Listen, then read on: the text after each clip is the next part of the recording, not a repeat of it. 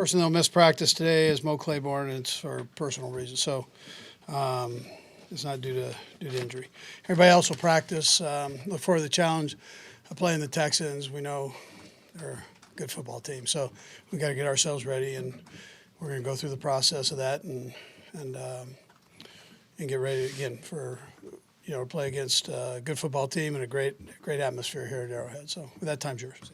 Jay, Andy, you mentioned that last year was kind of a whirlwind for Pat, and a lot of things went right, and then this year is the ankle, the knee, and has talked about how he has to win games different ways. Can you kind of talk about the growth you saw in him and how he had to get through this year and kind of the self-scouting that he's kind of seems really good at? Yeah, I loved it because the second year is a tough year for quarterbacks.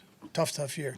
These guys, there's some great minds in the National Football League that are coaching the defensive side of the ball. So they have a whole year off season to study it, and they're going to come back with their absolute best against you.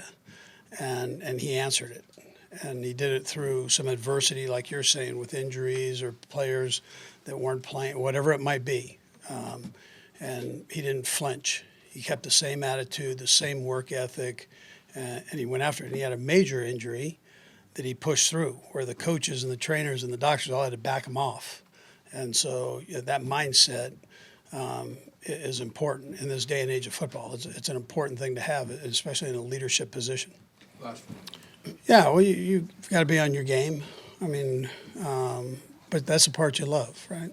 So the questions about the players or coaches, I mean, this is what we do, and we're fortunate to be in this position, and you love that opportunity. And it doesn't happen every year. So when you're there, it's the ultimate challenge, and let's go. Yeah, you got to play 4 quarters of football. So you know that.